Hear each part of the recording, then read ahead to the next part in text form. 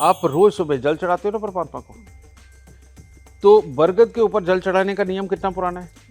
बहुत पुराना। सुबह के वक्त में एक गिलास, एक लोटा पानी लो, उसमें थोड़ा सा दूध डालो, 4 दाने चीनी के डालो, वो बड़ के पेड़ के तने पे चढ़ाओ और वो पानी बह के नीचे आएगा, उसकी गीली मिट्टी का तिलक यहाँ लगाओ। साइंस क्या है?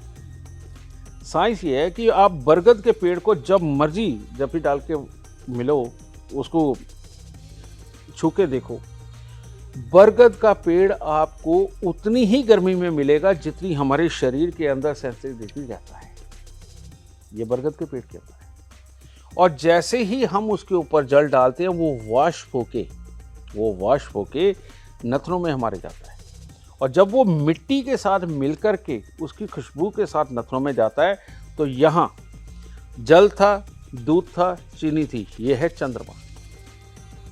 बरगद के पेड़ पे डाला, उसने सूर्य के गुणों को अपने अंदर अब्जॉर्ब किया, और वो जैसे ही नीचे गिरा, मिट्टी में शुक्र के गुणों को अब्जॉर्ब किया। तो ये सूर्य और शुक्र का ये गुण उठा करके, ये दोनों ही ताकत देने वाली चीजें हैं। सूर्य अच्छा ना हो तो इंसान का शरीर अच्छी तरह से काम नहीं करता, और शुक्र अच्छा ना हो तो इंसान के शरीर में जोश ही नहीं होता है, इवन शादीशुदा जिंदगी का सुख भी नहीं भोग पाते। बहुत सारे जो लोग हैं शादीशुदा जिंदगी का सुख नहीं भोग पाते, उनका शुक्र खराब होता है। तो ये मिला करके जब यहाँ पर लगाया जाता है, तो ये हमारा तीसरा नेत्र है। यहाँ जो भी आप तिलक लगाते हो, उसी चीज के गुण आपके अंदर चले जाते हैं, और वो आपको पूरा ज्ञान उसके बारे में जानकारी, उसके गुण और शरीर के अंदर वो एक्टिविटियां पैदा करते हैं।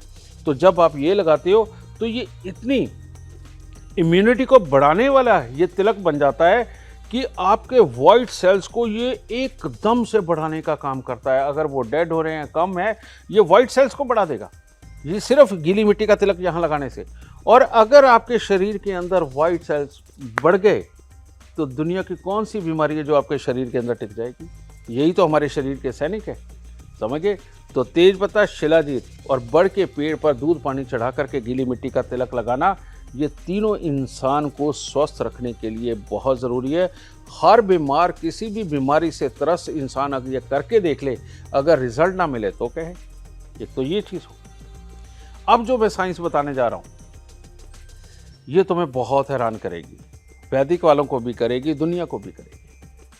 हम लोग जब पूजा अर्चना करते हैं, सूर्य को जल चढ़ाते हैं, चंद्रदेव को पूजते हैं, वरुण देव को पूजते हैं,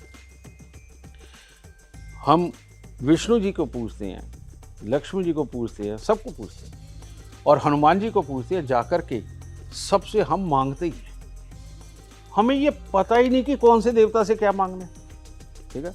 लोग तो जाकर के हनुमान जी का व्रत रख करके और उनको मिष्ठान चढ़ा करके मांगते, पता क्या है? हमारी बेटी की शादी करा दो, हमारे बेटे की शादी करा दो। मेरे को बताओ कौन से ग्रंथ में, कौन से जगह पर ये लिखा हुआ है कि हनुमान जी शादी कराते हैं?